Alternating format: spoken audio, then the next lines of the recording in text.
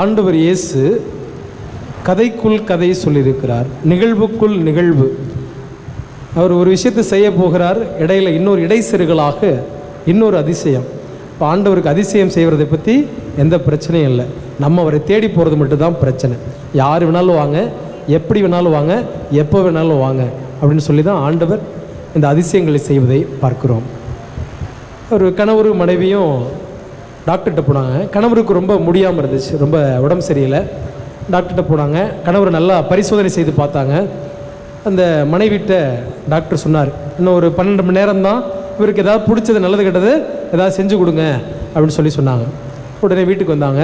இந்த மனைவி, கதை முடிய போது, கடைசி நாளாச்சு, ஏதாவது நல்லது கெட்டது செஞ்சு கொடுப்போம்னு சொல்லி ஒரு கோழி அடித்து நல்லா குழம்பு வச்சு சுட சுட சூறலாம் வச்சார். இந்த ஐயா உட்காந்து ஒரு பருக்கு கூட மீதி வைக்காமல் அவரே எல்லாத்தையும் சாப்பிட்டு முடித்தார். சரி, தொலைஞ்சு போகுதுன்னு இந்த அம்மா விட்டுச்சு. சாயங்காலமாக அவருக்கு கோதுமை அல்வானா ரொம்ப பிடிக்கும். நெய்யெல்லாம் நல்லா ஊற்றி நல்லா அழகாக சிறப்பாக சுவையாக கோதுமை அல்வா செஞ்சு வச்சு அதுலேயும் ஒரு துண்டு கூட மீதி வைக்காமல் முழுசையும் இவரே சாப்பிட்டார். அப்பையும் இந்த அம்மா விட்டுருச்சு.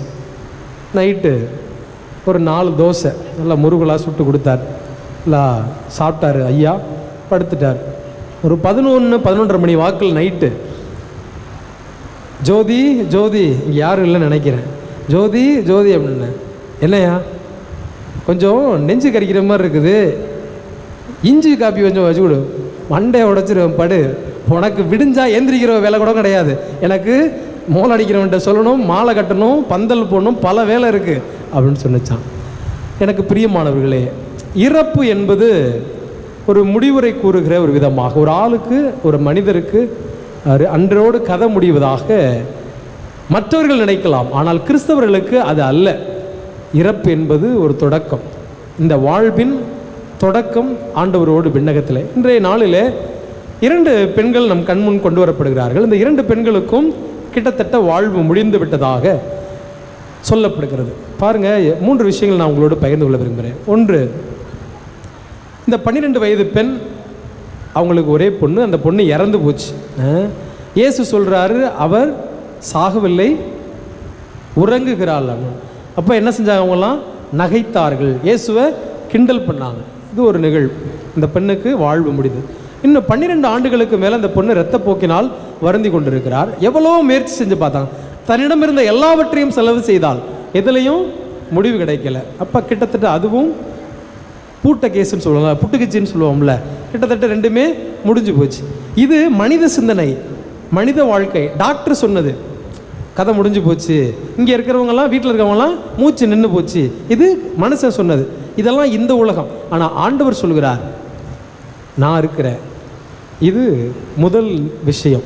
இந்த உலகம் நம்மை சுற்றி இருக்கிறது எல்லாம் நாம் வளர்ச்சியை பார்த்து, வளர்ந்து கொண்டிருப்பதை பார்த்து நாம் எப்போது தடுமாறி விழும்போது முடிஞ்சு போச்சு, அவ்வளோதான், ஒரே ஆட்டமாக ஆடனா அப்படின்னு சொல்லுவாங்க.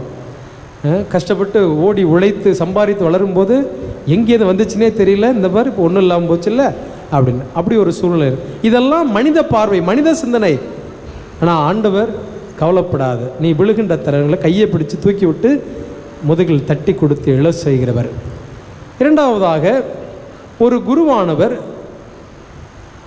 ஒரு யூதர் இறந்தவர்களை தொடக்கூடாது, தீட்டானது எதையும் தொடக்கூடாது. இந்த 2 நிகழ்வுகளுக்கும் பழைய ஏற்பாட்டில் ஒரு விளக்கம் சொல்லப்பட்டிருக்கிறது. லேவியர் புத்தகம் 21வது அதிகாரம் வாசித்து பார்ப்போம். அதில் இறந்த உடல்களை தொடக்கூடாது. ஆண்டவர் இயேசு என்ன செஞ்சார்? அந்த பெண்ணை தொட்டு, தலித்தாக்கும் சிறுமியே உனக்கு சொல்கிறேன், எழுந்திடு, இறந்ததை தொட்டார். இந்த உலகமே தீட்டுன்னு சொல்கிறது, பெண் சொல்கிறது, 3ஆம் கட்டம் சொன்னது, அதை தொட்டு. இரண்டாவதாக, அந்த பெண் இரத்தப்போக்கினால் வருந்தியவர். அப்போ அது தீட்டு என்று யூத சமுதாயம் கருதியது. அந்த பெண் இயேசுவை தொட்டார். இயேசு இப்போ தீட்டு, அந்த பெண்ணு தொட்டாலும் இயேசுவுக்கு தீட்டு. ஆனால் ஆண்டவர் என்ன சொல்றார்? என்னிடமிருந்து வல்லமை வெளியேறியது, யார் அவங்க அப்படி சொல்லி கேட்கிறார். இப்போ இந்த உலகமே 3rd கிளாஸ், 3ஆம் கட்டம், வேற ஜாதி, அவனோடு பேசக்கூடாது, பழகக்கூடாது, அவன்கிட்ட வாங்கி குடிக்கக்கூடாது என்று சொல்லும்போது ஆண்டவருடைய சிந்தனைகள் அப்படியே வேறாக இருக்கிறது. மூன்றாவதாக, இயேசு நம்மை தொட்டாலும் நாம் இயேசுவை தொட்டாலும் அங்கே என்ன நடக்க போகுது? புதுமை நடக்குது. இயேசு நம்மை தொட்டாலும் நாம் இயேசுவை தொட்டாலும் புதுமை உண்டு நடக்கப் போகிறது. ஒவ்வொரு நாளும் திருப்பலியில் மிக சிறப்பாக நடந்தேறுகிற நிகழ்வு அதுதான். அதை நாம் உணர்கிறோமா என்று தெரியவில்லை. ஆண்டவர் இயேசு கிறிஸ்து அப்ப வடிவிலே நம் உள்ளத்தில் வருகிறார். நாம் அவரை பெறுகிறோம். அந்த ரியலைசேஷன் என்றாவது எல்லா நாளும் இருக்குமா? சிலப்போ எல்லாரும் வாங்குறாங்க, நம்மளும் வாங்குகிறோம். அப்போ ஒரு மாற்றம், உடலியல் மாற்றங்கள் அல்லது அருள் மாற்றம் என் வாழ்வில் இருக்கிறதா என சிந்திப்போம். ஒவ்வொரு நாளும் இந்த நற்கருணை பெறும்போது ஆண்டவர் என்னை தொடுகிறார், நான் அவரை தொடுகிறேன், என் வாழ்வில் ஒரு மாற்றம் ஏற்படணும், ஒரு பயம் இருக்கணும். அதான் உண்மையில் பேசிக்காக தெய்வ பயமே ஞானத்தின் துவக்கம் அப்படின்னு சொல்லுவோம். அப்போ ஆண்டவர் என்னை தொடும்போது என்னுள் அந்த தெய்வீகமும் தெய்வ பயமும் எழுகிறதா என்று சிந்திப்போம். இந்த 3 விஷயங்களையும் யோசிப்போம். ஆண்டவர் எல்லாரும் இந்த உலகமே முற்றுப்புள்ளி வச்சா என் ஆண்டவர் அதை தொடங்கி வைக்கிறார். உலகமே தீட்டு என்று கருதும் போது, 3ஆம் கட்டம் என்று கருதும் போது என் ஆண்டவர் என் பிள்ளை என்று தழுவி தோளில் போட்டு முத்தம் கொடுக்கிறார். 3ஆவதாக ஆண்டவரை நாம் தொட்டாலும் அவர் நம்மை தொட்டாலும் அங்கே நிகழப்போவது புதுமை. அந்த தொடுதலுக்காக ஆண்டவரை என்னை தொடுங்கள் என்று வர வேண்டிய திருப்பலியில் பக்தியுடன் ஜெபிப்போம்.